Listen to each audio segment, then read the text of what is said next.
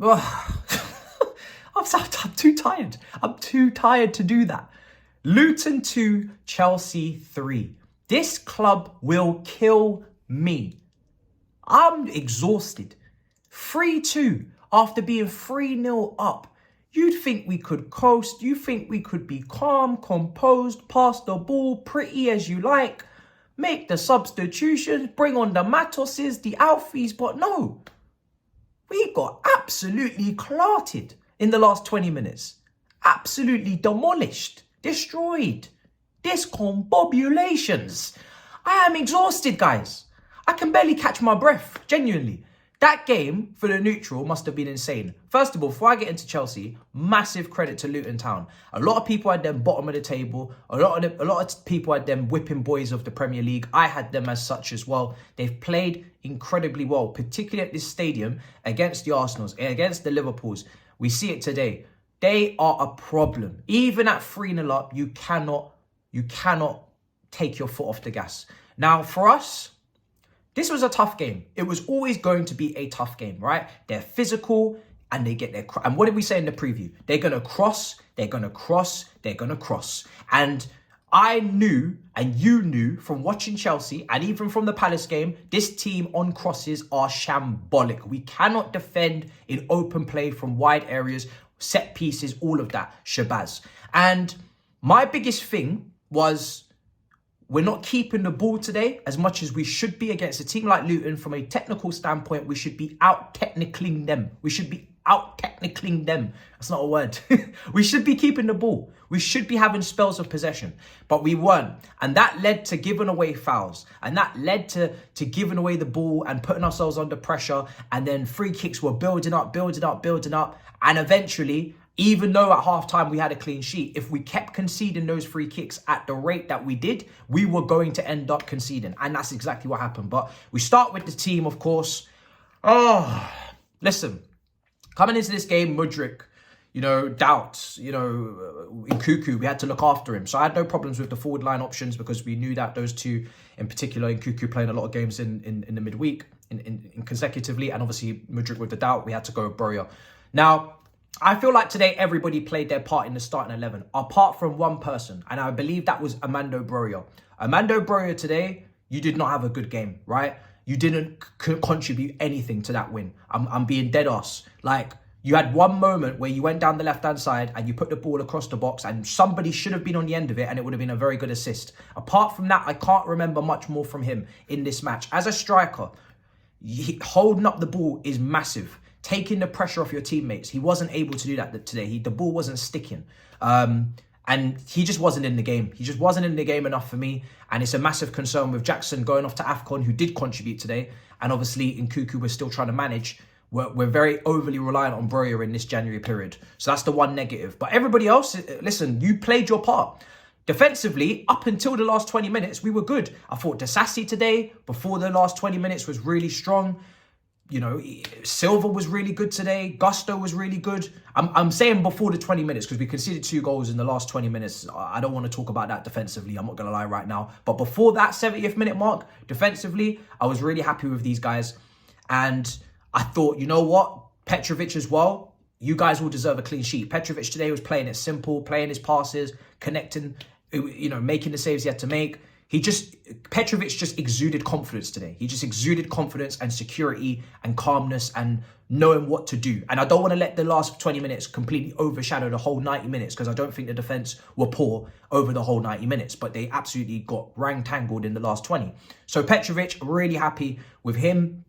Made a big save towards the end as well. And tipped it onto the crossbar. Absolutely massive. But we have to start with the goal. And Palmer... pressing from the front, winning the ball, and wonderful slot into the far corner. That's probably his best goal in a Chelsea shirt. Even more cleaner than the strike at Old Trafford. And at this point, listen, I don't think that the game is comfortable for us at all. We're not keeping the ball very well. Like I said, Caicedo in the midfield is not really stringing the passes together. And, he's not really in the game. I didn't think he had a great performance today. And we're 1-0 up though. We take it. And then Mawdueke. And before I say about Mawdueke's goal, Mawdueke defensively today was fantastic. Mawdueke defensively today was fantastic. He was getting back, helping Gusto, who was also very good today, very good on the overlap, very good on the underlap, inverting, passing, carrying it, everything, crossing, everything. But Mawdueke put in a shift. The one concern, the big concern, that every young winger has is defensive contribution. Are you going to track your runners? Did you do it against West Ham last season with Emerson? No. This season, did you stop that cross for Arsenal, for Saka? No. But this game, tracking back, working hard, getting stuck in. That's what we need. And then on the other side, he set up a great chance for Gallagher at the start of the game, unfortunately not taken. And then his goal is just absolutely ridiculous. Absolutely ridiculous. I was shell-shocked. My jaw was dropping on the floor for a good 30 seconds. I didn't even think it went in. I was like, all right, maybe it's hit the side netting. Then he wheels off in celebration. I'm like, no way. No way did he just lick that shot with his weaker foot into the roof of the net. This is the level that we're looking for. This is the type of output we're trying to see. And with all of those frustrations with Sterling, I've seen shouts for Sterling to be sold. I wouldn't go that dramatic, that drastic, right? For me, Sterling, listen, whether you like it or not, he is more than good enough to play for us where we are. But you don't want him to be so important. You don't want him to be so heavily relied upon. You want Sterling as well, for his own motivation, to feel like there's a threat, to feel like there is a position up for grabs for you to be on the bench today, which I thought was the right decision, and you are not guaranteed to start. And Mawdueke scoring, and Mudryk scoring in midweek as well. And these guys starting to show what we paid for and show signs of development, which we will have to give credit for Pochettino, who didn't just absolutely throw them straight in, which everybody wanted at the start of the season. Yes, we had to see Chilwell left wing, but it looks like as the season's going on, they're starting to look better. If that happens and they keep going on an upward trajectory, the manager will have to get credit for developing those two players. Simple as that. But for sure, that's a fantastic strike. And Mawdueke is now proving to Poch that you should be playing me. He got the start today. He took the opportunity. He worked hard and he absolutely roofed in a shot that I have not seen from a Chelsea player since probably Reece James in a Champions League game. He has to start against Preston. Mawdueke has to start against Preston. He deserves it. Miz, all you can eat Chelsea. Yo, I'm calling him out. I'm calling him out because he was calling out me and Eunice for Solanke. I called him out for Sterling. I'm calling out Miz. The other side of the coin, Mawdueke on all you can eat Chelsea. You see that shot? You see that shot? Noni Mawdueke. Come on, hold that. So listen, I want him to continue that. That was a great performance from him. He was fantastic. Cole Palmer got man of the match. He was also fantastic. He obviously got the second goal. Got the first and the third goal. And listen, the third goal is exactly why I call Jackson the baby Jesus. I said it on the Big Six. I said it to Toby. He's like, nah, he's not a good footballer. Nah, he's not good at... He's got some sort of bad touch. I said, who are you watching? Are you watching Broya? Are you watching the wrong striker? Listen, Jackson secures the ball. He holds the ball. We're going to miss him when he goes to AFCON. He's not a great finisher. Ain't never said he was. He's not a pure finisher. He's not a fresh, clean, finesse finisher. However, the guy can hold up the ball. The guy's going up against strong defenders, holding them off and recycling and retaining possession. And he did that multiple times today off the left wing. He might not even be a striker. You know what? I don't have a problem with Jackson not even being the striker. We paid 35 million. He's putting in more goals and contributing more than other strikers in this league that cost double Richarlison's. Look how long it's taken him to get a grip at Tottenham. Nunes, look how nasty his touch is. Gakpo barely even gets a consistent run of games. You take a look at Hairline getting his first goal the other day. Man had to write a whole song about him. Jackson is getting so much heat. Don't get me wrong. He's frustrating. Don't get me wrong. I've had to cuss him out a few times. But I'm not giving up on this kid because he's bringing something to the table. And even if he's not a striker for 35 million, if he becomes a left winger, no problem. If Nunes can go from a striker number 9 to a left winger for 70 million, then Jackson can too. Not a problem. If he becomes a left winger and he starts creating and servicing, and this is why I said a couple of weeks ago, I got no problem with him playing left wing because the guy, when he's over there, he can dribble. He got good close control. He provides that shot for the pass to come out to Palmer for the first goal, and for the third goal, he's the one that laid on the assist. Fantastic ball carrying again, secure with the ball, plays it through, wonderful passing behind Palmer, and this was some Mesut Ozil against Ludogorets type shit. Cole Palmer skipping past the keeper, selling the dummy for the defender, putting people on their bums and putting it in the back of the net. 3-0 and we're coasting and we're living life and we're living luxury. Unfortunately, This team, as I keep saying, the game management and the amount of free kicks, set pieces and crosses we allowed to come in. This Chong, I think he was Chong on the left wing. This brother, number 14, swinging in the crosses like this.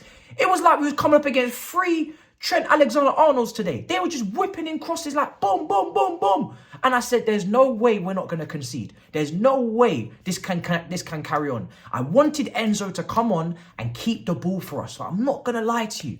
Enzo, when he came on, was a ghost. He wasn't good on the ball. He wasn't good off the ball. He didn't put in a tackle. He couldn't go shoulder to shoulder. He couldn't keep the ball.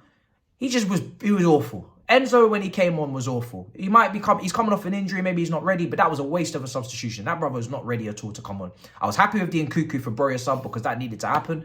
And obviously, we saw Alfie come on, kick a couple man when he come on again. We loved the shithousery. Jackson did a very important piece of defending at the end as well when Gusto got absolutely destroyed on the left-hand side. Jackson comes in, puts the work in, wins the ball, clears it. Wonderful. Very important moment from him as a striker to defend. And obviously, the keeper had to make some big saves. The goals... Again, I don't come away from the goals thinking that's Petrovic's fault. That's Petrovic's fault. It's it's such close quarters. Every time we concede, people are taking headers and shots from like literally almost the goal line. They may as well be on the goal line, these shots. They're too close for any keeper to be able to react fast enough. It's just ridiculous. Petrovic was good today, but the defending in the last 20 and just the lack of ability to keep the ball is killing me. It's 3-0.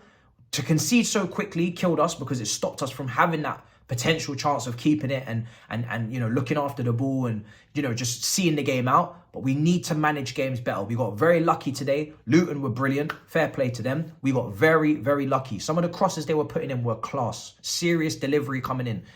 Someone needs to take a look at them. If they get relegated, bruv, someone needs to take a look at some of them crosses that they had there. Nasty stuff. Nasty work. We take the win. You know, again, as always, they still leave us with big questions because the defending was crazy. But big pluses for Mawdueke, big pluses for Palmer, Jackson as well. On that left-hand side, I thought he used his, you know, we wanted Mawdueke today, of course, but he couldn't play. He was a doubt. Jackson was very smart with his selection on that left-hand side. He retained the ball. He kept things ticking. He had a different job today. But the midfield wasn't great. Enzo, Caicedo, we did not show the level technically that I'm looking for in terms of keeping the ball. We didn't do that. I've never looked to Gallagher to help us dictate and keep the ball and dictate tempo and control games. So I'm not going to start asking for that now. He does his own thing. Caicedo and Enzo, you guys are the guys for that. You guys are the guys that when you come on, when you start, I am looking for you, especially as the big money midfielders as well. I am looking to you for keeping the ball, for creating those triangles, those passing lanes, calm the game down, dictate tempo. That's what your job is. So get to work. We need that. That's it, guys. Smash up the like, subscribe. 3-2, we get in, we get out, we move. Next game, Preston. I want a strong team. We need to obliterate them. We need to go to the next round at FA Cup. Trophies are important. Most realistic shot of a Europa League is actually FA Cup, really. So we need to go and make madness in that game. But yeah, until next time, I'm absolutely bamboozled, discombobulated. I need to go down. I need to lie down, bro. This team will kill me. In a bit, people. Peace.